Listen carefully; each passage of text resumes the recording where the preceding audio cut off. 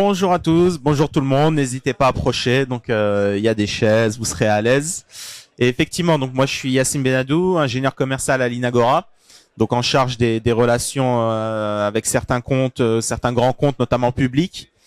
Et le public, ça va être un des points donc de la conférence aujourd'hui, puisqu'on va parler effectivement de comment l'open source est un vecteur d'optimisation et d'économie pour l'administration française.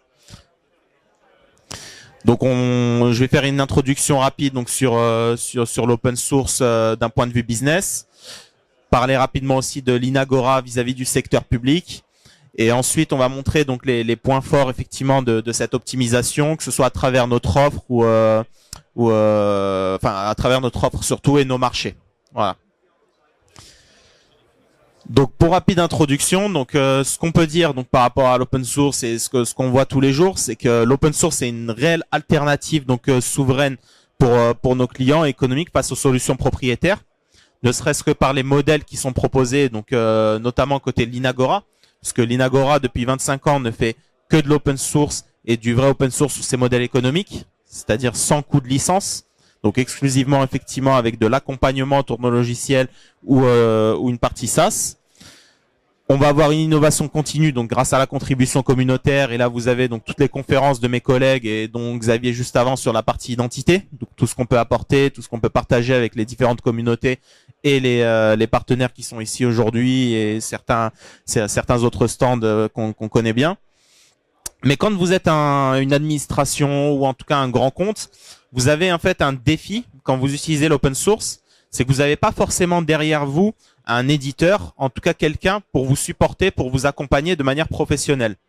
Vous avez des communautés, vous pouvez dialoguer avec des communautés, des personnes, des experts, mais quand vous êtes effectivement une grande banque ou une administration française, vous avez besoin d'avoir un support concret et des gens à qui parler dans des délais, dans des CNS effectivement définis. Donc c'est pour ça que dans les défis, je mettais gouvernance complexe. Donc ça c'est un premier point qui est la diversité effectivement de l'open source, hein, donc des logiciels, des versions qui sont utilisées, des propositions faites en interne chez les clients, et l'importance de structurer donc l'usage pour éviter donc la fragmentation. L'Inagora, je le disais, c'est 25 ans, donc 25 ans d'existence, et on a globalement plus de 50% de nos comptes qui sont dans le public. Donc on travaille beaucoup avec les différents ministères, mais aussi les collectivités. Je vais parler des différents marchés qu'on a. Et donc on a toujours été présent sur ces sujets de stratégie open source auprès de nos clients. Donc on travaille à la fois avec nos clients, mais à la fois dans des organisations, que ce soit dans des forums, que ce soit au Conseil national du numérique, donc avec les différents travaux, et notamment des travaux aujourd'hui, y compris dans l'IA, donc pour promouvoir cette troisième voie numérique, donc qui est un mot important chez nous, qui est l'alternative globalement sur la partie logicielle entre les logiciels américains propriétaires et les logiciels chinois. Un premier point donc sur l'Inagora, c'est que je voulais mettre en avant, c'est la structuration par rapport au marché public.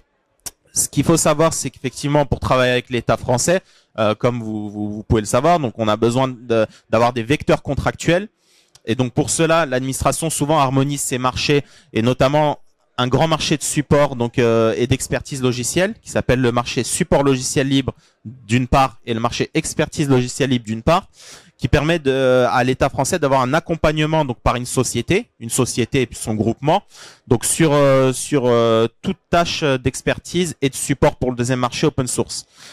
Là, vous voyez les bénéficiaires notamment du dernier marché de support. Donc on voit là globalement l'ensemble des ministères et puis les différentes agences de l'État, notamment au niveau de santé. Donc ça, c'est des gens donc qui vont faire appel à l'Inagora, puisque l'Inagora aujourd'hui est titulaire de ces marchés, donc expertise logiciel libre et support logiciel libre, pour les accompagner sur tout un pan logiciel libre. Et quand je dis tout un pan, c'est globalement plus de 300 logiciels libres qui sont au catalogue. En engagement de résultats, effectivement, et sur des technologies aussi vastes qui peuvent aller de la base de données, de l'infrastructure, sur nos propres logiciels aussi, la partie iOS avec notamment Debian, donc et avec lequel on a un partenaire sur lequel on travaille sur la technologie. Et donc ces grands marchés d'État permettent donc de répondre à notamment le défi que j'évoquais sur la slide précédente, qui est une standardisation, effectivement, une homogénéisation du coup de l'offre open source donc au sein des ministères et de l'administration. qu'on a une mutualisation du support qui est faite, en tout cas pour le marché support logiciel libre, puisque comme je le disais, l'ensemble des bénéficiaires, donc ils sont plus d'une vingtaine de bénéficiaires, profitent donc d'un support mutualisé entre les différents ministères. Est-ce qu'il y a des questions jusqu'à maintenant? Non, on est bien, on avance. Deuxième élément que je voulais partager, donc on avait le marché auprès des grandes administrations, mais on a aussi des marchés donc relais qui sont les marchés open source au sein de la CANU et au sein de la CAIH. Donc c'est des marchés comme le marché support logiciel libre ou expertise logiciel libre qui nous permet d'accompagner cette fois les établissements de santé pour la CAIH et les collectivités pour la CANU. Donc c'est sur le même modèle, ça permet d'avoir à la fois profité de d'expertise et d'accompagnement sur un pan logiciel libre, et en plus de bénéficier là des offres Linagora, notamment au niveau plateforme collaborative open source, donc avec Twake qui est derrière moi à ma droite. Donc voilà, avec un impact effectivement fort, c'est la sécurisation des logiciels libres dans les collectivités, les établissements donc hospitaliers notamment, et on voit récemment avec tout ce qui s'est passé au niveau des failles de sécurité et autres que ces sujets de sécurité et de contrôle donc sur son parc informatique et notamment le logiciel libre est très important. Donc bon, j'avance rapidement sur cette slide, j'en ai parlé, mais globalement l'open source c'est un point fort sur l'innovation continue. Donc avec effectivement cette contribution communautaire et les personnes qui sont chez nous qui répondent à ces marchés d'expertise et de support sont aussi des personnes qui sont contributeurs donc sur les différentes technologies. Donc que ce soit sur la partie OS, que ce soit sur la partie Postgre, que ce soit sur tous les services qu'on peut traiter. Et l'avantage qu'on peut avoir dans ces grands marchés donc d'expertise, de support, c'est que comme on va mutualiser les demandes de nos clients, on va aussi pouvoir avoir une vue globale sur les problèmes qui sont rencontrés, les CVE qui sont rencontrés chez nos clients, et donc avoir une capacité de réponse accrue par rapport à cette standardisation. Pas de coût de licence, donc ça c'est effectivement sur nos logiciels. Un point aussi donc sur cette partie éditeur, donc là à côté des marchés, c'est que je vous disais que Linagora fait exclusivement du logiciel libre, donc y compris sur notre plateforme Twake, Linshare et autres. Et ce qu'il faut savoir, c'est que on aime bien le mot de commun numérique, créer des communs numériques basés donc sur eux-mêmes des logiciels libres du marché. Et donc quand on prend par exemple une plateforme Twake que je vous ai présentée hier, qui est donc totalement libre et intégrée, qui est basée elle-même sur des technologies comme Apache Gems pour avoir toute une scalabilité au niveau de la messagerie, donc sur protocole JMAP, qui est basée la partie chat qui est basée sur Matrix, donc qui permet une interopérabilité y compris avec des services de l'État comme CHAP. On a la partie produit Linshare avec ici nos grands PO, donc Walid qui s'occupe de la partie Linshare. Linshare, c'est une solution de partage de fichiers sécurisés.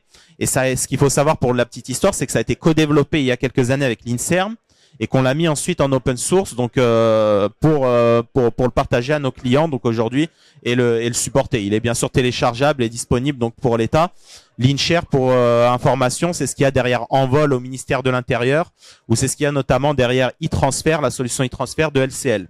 Donc voilà, c'est des communs numériques qu'on apporte, y compris en marque blanche, qui sont pas forcément visibles avec le logo Linagora ou autre, mais on a ce côté reversement à la communauté qui est très important, donc et qui permet de optimiser, y compris les budgets côté État. Ensuite, un des points, c'est je parlais des marchés de support logiciel libre pour l'État français. C'est basé sur un service chez nous qui s'appelle l'OSA, donc Open Source Software Assurance. L'Open Source Software Assurance, et là j'ai Gaël présent avec moi devant, avec qui je travaille beaucoup, qui est le directeur de cette structure. Donc qu'est-ce que c'est l'OSA? L'OSA, c'est globalement un service de support et d'assurance sur tout ce catalogue logiciel libre que j'évoquais. Et ce qu'il faut savoir, c'est que Linagora tient un rôle de tiers éditeur entre ses clients justement qui utilisent de l'open source, qui ont des enjeux forts, notamment donc des enjeux de résultats sur la correction de bugs, d'anomalies, etc.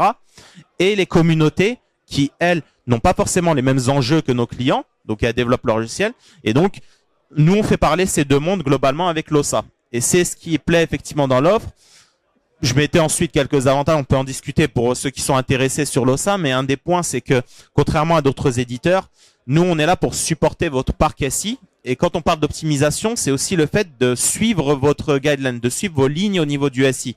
Je mettais pas d'obligation de montée de version, c'est que globalement, aujourd'hui, quand on va auprès de l'État, de grands clients qui ont leur structure, elles n'ont pas elles ne peuvent pas évoluer aussi rapidement que les versions. Elles ont leur produit qui tient, qui tourne. Eux, leurs enjeux de nos clients, c'est de supporter effectivement leurs produits qui tournent. Et ensuite, stratégiquement, de voir comment évoluer dans les différentes années. Donc, on supporte à travers l'OSA tout ce qui va être version end of life aussi de logiciels. Et donc, je parlais de l'engagement de résultat aussi qui est très important, puisque c'est une assurance logicielle, c'est-à-dire que lorsque le client a un problème et lorsque l'État français a un problème, puisqu'on parle ici de l'administration française, elle a l'Inagora en engagement de résultat derrière, pas seulement donc pour répondre et prendre l'appel et dire bonjour, ok, on prend votre ticket, on reviendra vers vous un jour. Non, c'est une solution de contournement, donc jusqu'à 4 heures pour les solutions les plus critiques chez nos clients, et une solution définitive derrière qui est trouvée avec tout l'échange avec les communautés notamment. Et donc vous voyez, donc pour donner je parlais du marché SLL, donc pour être très concret, c'est un catalogue de plus de 300 logiciels libres. Donc vous voyez ici tout un ensemble de logiciels. Donc autant je parlais de la partie OS, la partie LibreOffice aussi qui est très importante, qui est utilisée fortement au ministère de l'Intérieur. Et donc on a ici une rationalisation, une mutualisation des ressources, puisque globalement à la fois chez nous, donc c'est une équipe dédiée, et à la fois en face de nous, on a ouvert le service à plus de 1200 informaticiens, donc dont vous faites peut-être partie aujourd'hui, les gens qui passaient donc sur les différents stands. Donc c'est un seul support et donc un seul budget général qui est contrôlé, puisque vous avez vraiment une vue sur globalement les 4 prochaines années des marchés sur ce type de marché. Donc c'est vraiment une économie substantielle pour l'État à la fois donc sur la rationalisation de leur logiciel, sur l'accompagnement au niveau stratégique et sur un support donc dédié et mutualisé pour l'ensemble de l'administration.